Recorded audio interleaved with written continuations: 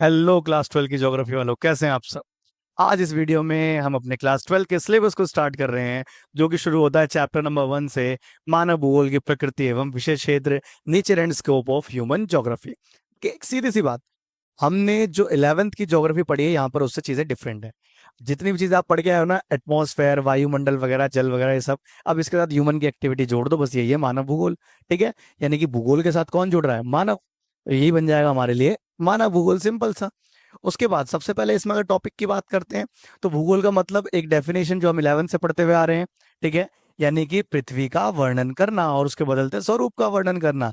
Describing the earth and describing it's changing form. जब आप अर्थ को डिफाइन करते हो और अर्थ के बदलते हुए फॉर्म को डिफाइन करोगे, तो यही आपके लिए क्या है? ज्योग्राफी, भूगोल। और जो आपका मानव भूगोल है, ये इसका पहला हिस्सा है, और भौतिक भूगोल इसका दूसरा हिस्सा। ये चीज याद रखिएगा, भूगोल की दो शाखाएं हैं, दो हिस्से हैं, दो प्रकार हैं, मानव भूगोल और भौतिक भूगोल। मानव भूगोल का मतलब किससे होगा कि ह्यूमन एक्टिविटीज का इंपैक्ट क्या पड़ रहा है नेचर के ऊपर। और भौतिक भूगोल मतलब नेचुरल चीजें, सारी नेचुरल एलिमेंट वाली, जो आप 11th में पढ़ के आए हो। उसके बाद सबसे पहले इसमें डिफरेंस अगर हम देखें, तो मानव भूगोल क्या है कि मानव भूगोल कहता है कि मानव और पर्यावरण, इनके जो बीच के रिलेशन है, यही रिलेशन क्या बनते हैं? मानव भूगोल। ठीक है। Study of the relationship between humans and environment. Simple सा कि मानव और प्रकृति के जो रिलेशन है, जब आप इनको पढ़ते हो तो ये क्या बन जाता है? मानव भूगोल। दूसरा, कि इसके अंदर मेन मेन कौन से मुद्दे पढ़ते हैं? जनसंख्या हो गई, कृषि हो गई, कल्चर हो गया, उद्योग हो गया, बस्तियां हो गई, ये सारी चीजें, यानी इंसान से जुड़ी हुई चीजों को हम इसमें पढ़ते हैं। उसके बाद इसका उद्देश्य क्या है मानव भूगोल का? उद्देश्य सिर्फ इतना कि समझाना कि मनुष्य ने अपनी तकनीक और संस्कृति से प्रकृति को थोड़ा सा बदल दिया है। यानी कि इंसान ने काफी अच्छी तरक्की हासिल कर ली है, टेक्नोलॉजी के दम पर अपने आसपास का नेचर बदलने में सक्षम हो गया है। उसके बाद दूसरी तरफ आता है भौतिक भूगोल। देखो, भौतिक भूगोल सिंपल सा है कि पृथ्वी के प्राकृतिक तत्वों का अध्ययन, जो चीजें नेचुरल है। वायुमंडल है, तो जब आप इस वायुमंडल को पढ़ोगे, यही आपके लिए क्या बन जाएगा? भौतिक भूगोल। उसके बाद इसके जो एरियाज हम क्या क्या पढ़ते हैं? पर्वत, नदियां, जलवायु, मिट्टी, वनस्पति। ठीक है। Mountain, reverse, climate, soil, vegetation, ये सारी चीजें भौतिक भूगोल का हिस्सा रहती हैं। उसके बाद उद्देश्य की बात करें, अब प्रकृति के नियमों और भौतिक प्रक्रियाओं को समझाना। ठीक है। भौतिक भूगोल जो है वो इंसान को समझाता है कि प्रकृति के नियम क्या है, किस किस तरीके से प्रकृति काम करती है। ठीक है। और एग्जाम्पल में आप कह सकते हो कि लाइक हिमालय की जो ऊंचाई है, उसकी वजह से मानसून का पैटर्न क्या चेंज हो जाता है। ठीक है। आप सोचो हिमालय ना हो ना, तो जो सर्दियां हैं वहां से आने वाली ठंडी हवाएं सीधी भारत तक पहुंच जाए, यहाँ पर भी आपको जमी हुई नदियां वगैरह देखने को मिल सकती हैं। ठीक है। तो ये सारी चीजें आपको भौतिक भूगोल और मानव भूगोल के रूप में ही आपको समझने को मिलेंगी। इतनी बात क्लियर है? उसके बाद आगे देखें, तो हमारे पास कुछ डेफिनेशंस आती है। एक इसको करेक्शन करिएगा, रेटू जेल नहीं है, रेड जेल है। ठीक है। ये रेड जेल है। देखो, रेड जेल क्या है कि ये कहता है, इसकी डेफिनेशन क्या है कि मानव को जीवित रहने के लिए वातावरण से सहयोग क्या है? अनिवार्य है। ठीक है। और यही हमारे लिए क्या है? मानव भूगोल। अब इस रेड जेल के बारे में दो बातें याद रखेंगे। पहला, कि आधुनिक मानव भूगोल का पिता है। कुल मिलाकर जो चीज आप पढ़ने वाले हो ना मानव भूगोल में, इन सारी चीजों को करता धरता कौन है? Red gel. उसके बाद दूसरा, इसकी एक बुक थी, बुक का नाम है एंथ्रोपीजियोग्राफी। ठीक है, एंथ्रोपीजियोग्राफी। उसके बाद दूसरा, कि हमारे लिए दूसरा नाम आता है एलेंसी सेपल। एलेंसी सेपल जो है रेड जेल के ही अमेरिकन स्टूडेंट, और इसने क्या बताया कि मानव भूगोल पृथ्वी और क्रियाशील मानव के जो बदलते संबंध है, वो है। ठीक है। याद रखिएगा कि हमारे लिए जो एलेंसी सेपल है, ये कह रहे हैं कि पृथ्वी तो आज स्थिर है, सब कुछ चेंज हो ही रहा है, लेकिन इंसान भी कम नहीं है। इंसान क्या है? क्रियाशील। क्रियाशील होने का मतलब क्या? कि इंसान कभी भी एक जगह पर टिक के नहीं रहता, ये हमेशा चीजों में कुछ ना कुछ फेरबदल करता रहता है। और इंसान और पृथ्वी के जो बीच की गतिविधियां हैं, इसी को मानव भूगोल बोला गया। और उसके बाद आते हैं विडाल डी लवलास। ठीक है। ये कहते हैं कि हमारी पृथ्वी को नियंत्रित करने वाले भौतिक नियम, जो नेचुरल लॉज हैं, वो, और इस पे जीवों के जो बीच के संबंध है, यही हमारे लिए क्या है? मानव भूगोल। याद रखिएगा, तीनों में से कोई भी एक आपको याद रखना है। आप रेड जेल का याद रख लो, इनफ है। कि जीवित रहने के लिए मनुष्य को पृथ्वी पे या वातावरण के सहयोग की आवश्यकता है, कंपलसरी है। ठीक है।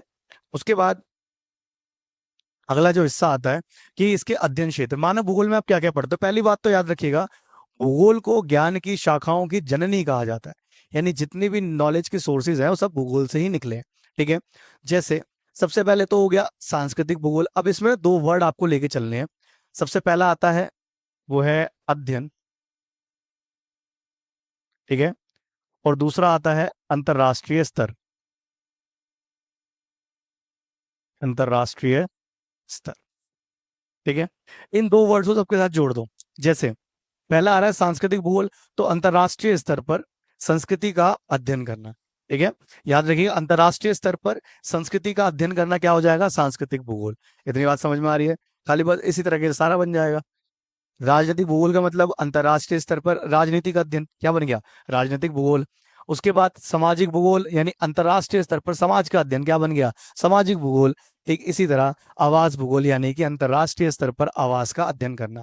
याद रखिएगा जो टॉपिक है उसकी स्टडी रहेगी ऑन इंटरनेशनल लेवल, ठीक है, लाइक स्टडी ऑफ हाउसेस, ठीक है, ऑन इंटरनेशनल लेवल, ये होगी हाउसिंग ज्योग्राफी।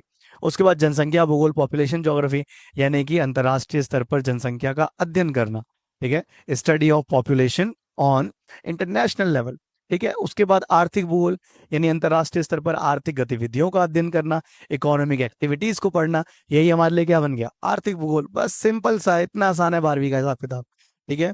उसके बाद आगे इसमें बात करें तो हमारे पास इसकी कुछ विचारधाराएं आती हैं कि मानव भूगोल में विचारधाराएं क्या क्या है। सबसे पहला आता है पर्यावरणीय निश्चयवाद। इस निश्चयवाद वर्ड को याद रखना, आप रिप्लेस कर सकते हो, इसकी जगह लिख सकते हो नियतिवाद, ठीक है, इसकी जगह पर आप लिख सकते हो नियतिवाद, ठीक है। दूसरी विचारधारा आती है संभववाद, पॉसिबलिज्म, और तीसरी विचारधारा आती है नव निश्चयवाद, नियो डिटर्मिनिज्म, ठीक है। उसके बाद देखिए अब इन विचारधाराओं को जब आप स्टडी करते हो डीप में, तो पर्यावरणीय निश्चयवाद, ठीक है, इसको निर्धारणवाद को आप निश्चयवाद, और इसी को आप नियतिवाद भी कह सकते हैं, इंग्लिश में फिक्स रहेगा डिटर्मिनिज्म, ठीक है। ये विचारधारा कहती है कि प्रकृति सर्वोच्च है, ठीक है, प्रकृति क्या है, सर्वोच्च, यानी नेचर सबसे ज्यादा पावरफुल है। उसके बाद प्रकृति के आदेशों के अनुसार ही इंसान का जीवन चल रहा है, प्रकृति सपोर्ट नहीं करेगी तो मर जाएंगे हम, जाहिर सी बात है। ऑक्सीजन हमें कहाँ से मिल रही है, नेचर से, ठीक है। तो नेचर ने जिस दिन ऑक्सीजन रोक ली हम सारे खत्म। उसके बाद हम लोग तकनीक को नेचर के मुकाबले हम लोग ज्यादा नहीं बना पाए, ठीक है, तकनीक का लेवल अभी भी हमारा क्या है, कम है। और उसके बाद मानव प्रकृति का दास माना जाता है, मानव प्रकृति का दास, man is the slave of nature, यानी नेचर के अगेंस्ट में जाकर हम कुछ भी नहीं कर सकते। उसके बाद इस बात को सपोर्ट करने वाले लोग कौन कौन है, सबसे पहले रेडजेल, उसके बाद रीटर, हमबोल्ट, हटिंगटन, ठीक है, ये चार नाम है। और याद रखिएगा इन चारों ने कौन सी विचारधारा सपोर्ट कर रही है, पर्यावरणीय निश्चयवाद, या फिर इसको आप एनवायरमेंटल डिटर्मिनिज्म या नियतिवाद भी कह सकते हो, ठीक है। इतनी बात क्लियर। उसके बाद जो अगली विचारधारा आती है, अगली आती है संभववाद। देखो पिछली विचारधारा में नेचर पावरफुल था, ये विचारधारा कहते हैं कि इंसान पावरफुल है, और संभव का मतलब पॉसिबिलिटी, कि भाई साहब कुछ भी किया जा सकता है। और कुछ भी किए जाने का मतलब क्या, कि जी यहाँ से ना कुछ भी बदल सकते हैं, इंसान पावरफुल है, ठीक है। ये बताता है कि इंसान स्वतंत्र है, मानव एक स्वतंत्र अवस्था में है। उसके साथ साथ तकनीक का विकास मानव ने इतना कर लिया है कि प्रकृति के नियमों को समझकर उसे बदल सकता है। तकनीक देखो हमारी कितनी है कि बाहर कितनी भी गर्मी हो, कमरे में एक एसी लगा और कमरा ठंडा, गर्मी से मतलब ही नहीं। तो ये हमारी तकनीकी विकास की झलक है, ठीक है। उसके बाद उदाहरण क्या है, जैसे लाइक अंतरिक्ष यात्रा, क्या नेचर हमें अंतरिक्ष तक जाने देता, कभी नहीं जाने देता। वो तो हमने तकनीक बनाई ना, स्पेसशिप बनाए, हमने पहुंचे वहां तक, और एसी ऐसी, ठीक है। उसके बाद प्रकृति केवल अवसर देती है, संभववाद क्या कहता है, प्रकृति केवल अवसर देती है, अपॉर्चुनिटी देती है, उसका सही इस्तेमाल कौन करता है, इंसान, ठीक है। और उसके साथ साथ विडाल डी लवलाश और लूशियन फेवरे, ये दो लोग हैं जिन्होंने इस बात को सही माना है, ठीक है। अगली विचारधारा इसमें देखें हम, तो अगली क्या मिलती है, अगली मिलती है नियो डिटर्मिनिज्म, यानी कि नव निश्चयवाद। बेसिकली जो ये विचारधारा है इसका सिर्फ एक ही काम है कि दोनों विचारधाराओं का कॉन्फ्लिक्ट रोकना। जैसे नियतिवाद डिटर्मिनिज्म क्या कहता है कि नेचर पावरफुल है, पॉसिबलिज्म या संभववाद कहता है कि ह्यूमन पावरफुल है, ये कहता है नहीं नहीं जी दोनों जरूरी हो, ठीक है। इसीलिए इसको प्रेजेंट करने वाला कौन है, ग्रिफिथ टेलर, और इसको कहा गया है रुको और जाओ। इंसान को कहा जा रहा है कि रुको, नेचर को समझो, देन जाओ, जो चेंज करना है कर दो, ठीक है। इसको एक मध्यम मार्ग के रूप में दिखाया गया, यानी कि ना ही प्रकृति पूरी तरह से पावरफुल है, ना ही इंसान पूरी तरह से पावरफुल है, ठीक है। और उसके बाद यहाँ पर प्रकृतियों के नियमों का पालन करना अनिवार्य है, कंपलसरी है, अदरवाइज ग्लोबल वार्मिंग जैसी आपको समस्याएं देखने को, बड़े बड़े विनाश देखने को मिल सकते हैं। उसके साथ साथ नियो डिटर्मिनिज्म हमेशा से सतत विकास पे एम्फेसाइज करता है, सस्टेनेबल डेवलपमेंट पे जोर देता है, यानी कि विकास को इस तरीके से करो कि आज आपकी भी जरूरतें पूरी हो जाए और फ्यूचर के लिए भी चीजें बच जाएं। ये चीज याद रखिएगा। ये अकेली विचारधारा 5 मार्क्स में आती है और नहीं है किंतु पुराने पेपर उठा के देख लीजिएगा। ठीक है, इसीलिए यहाँ पर कुछ ऐसी बातें हैं जो प्रकृति के साथ संतुलन बनाना है, सारी चीजें ये आपके लिए जरूरी रहती हैं, इसको बहुत ध्यान से पढ़िएगा। उसके बाद आगे बात करें तो हमारे पास आता है प्रकृति का मानवीकरण। हिंदी वाले समझिएगा, जो प्रकृति वर्ड है यानी जो पहला वर्ड जो होगा वो अपने आप को दूसरे के लिए चेंज करेगा। होता ना जीवन में, पहला दूसरे के लिए चेंज हो जाता है, तो वही चीज प्रकृति का मानवीकरण का मतलब प्रकृति मानव के लिए चेंज हो रही है। ठीक है, अब ऐसा क्यों? क्योंकि मनुष्य पे आ गया तकनीकी ज्ञान, कि मनुष्य द्वारा तकनीक का विकास करके प्रकृति के कठोर नियमों को समझा गया और अपने अकॉर्डिंग एडजस्टमेंट कर ली गई। ठीक है, डेवलपमेंट ऑफ टेक्नोलॉजी की वजह से हुआ। दूसरा, संभावनाओं का सर्जन किया है, क्रिएशन ऑफ पॉसिबिलिटीज, कि प्रकृति को केवल बाधा ना मानकर वहां से अपॉर्चुनिटीज और संभावनाएं, पॉसिबिलिटीज ये निकाली जाती हैं ताकि इंसान अपना और अच्छे से डेवलपमेंट कर सके। फॉर एग्जाम्पल, हमारे पास अगर आज गोल्ड है, ठीक है, ठीक है, तो गोल्ड भी हम कहाँ से, प्रकृति से जमीन खोद के तो निकाल रहे हैं। हमारे पास कोयला, इलेक्ट्रिसिटी बना रहे हैं, लेकिन कैसे बन रहा है कोयला? कोयला भी तो नेचर ही तो दे रहा है।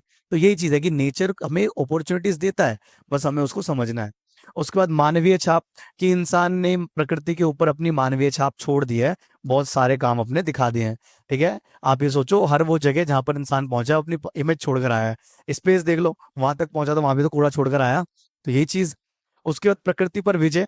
ठीक है, ये एक ऐसी सिचुएशन मानी गई है कि इंसान ने अपनी बुद्धि के दम पर, अपनी इंटेलिजेंस के दम पर नेचर पे विजय हासिल कर ली है, और ये एक सेंस ऑफ फ्रीडम है, स्वतंत्रता का भाव है। ठीक है, और जो स्वतंत्रता का भाव है ये बताता है कि इंसान केवल दास नहीं है, इंसान केवल दास नहीं है, इंसान पूरी तरह से आजाद भी नहीं है। ये चीज है, इंसान के अंदर कैपेबिलिटी है कि वो अपने अकॉर्डिंग चीजों को चेंज कर सकता है। और उसके बाद लास्ट हमारे पास आता है मानव का प्रकृतिकरण। अगेन, पहला अपने आप को दूसरे के लिए बदलेगा, नेचुरलाइजेशन ऑफ ह्यूमन, कि अब इंसान प्रकृति की तरफ जाएगा। ठीक है, तो ये उस अवस्था की बात है जब प्रकृति पर निर्भर था इंसान। ठीक है, हमारा खाना पीना सब जब आदि मानव वाली बात थी ना, तब हमारा सारा खाना पीना किससे चल रहा था? नेचर से। उसके बाद दूसरी तरफ कि प्राकृतिक परिस्थितियों के अनुसार हम बदलते गए। ठीक है, कि हमने उस टाइम पर ये नहीं था कि जी गर्मियां आ गई तो एसी चला लिया, एसी था ही नहीं, तो हम गर्मियों के टाइम पर किसी ठंडे इलाकों में शिफ्ट हो जाते थे। तो ये चीज कि जैसा नेचर होता था उसके अकॉर्डिंग हम अपने आप को एडजस्ट करते थे। तकनीक के नाम पर हमारे पास कुछ नहीं था, सीमित थी, कुछ हमारे पास पत्थर के टूल थे, उससे मौज काटी थी हमने।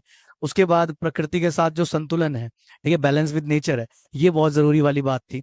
इनफैक्ट बनाकर चलना सबसे ज्यादा अच्छी बात मानी गई थी, कि आपको अपने आसपास की प्रकृति के खिलाफ नहीं जाना, क्योंकि ये माना जाता था जैसे लाइक उस टाइम पे आप नदी का रास्ता बदल रहे हो, अपने क्षेत्र तक ला रहे हो, तो संभावनाएं दिखाई जाती थी, जी बाढ़ भी तो इसी रास्ते आएगी। ठीक है, तो इसलिए प्रकृति के साथ छेड़छाड़ नहीं करी जाती थी। और लास्ट, जीवन शैली पर प्रकृति का प्रभाव हमें देखने को मिलता है। ठीक है, यानी इंसान जिस भी हालात में रहा हमेशा उस तरीके के अकॉर्डिंग रहा। मानव की जीवन शैली प्रकृति से प्रभावित थी। Lifestyle was influenced by the nature, चाहे हमारा रहना सहना हो, चाहे खाना पीना हो, कुछ भी हो, ये सारी चीजें। तो उम्मीद करते हैं आपको ये चैप्टर समझ में आया होगा। जुड़े रहिएगा हमारे साथ, साल के एंड तक आपको सारा सिलेबस, सारे इंपॉर्टेंट टॉपिक, सारे क्वेश्चन, सारी चीजें कंप्लीट ऑफलाइन क्लास की तरह आपको सारी चीजें करवाई जाएंगी। और नोट्स के लिए या एसपीपीटी के लिए कमेंट बॉक्स में आप अपनी जीमेल आईडी डाल दीजिएगा, हम आपको जीमेल पे मेल कर देंगे। क्लियर है? Thank you.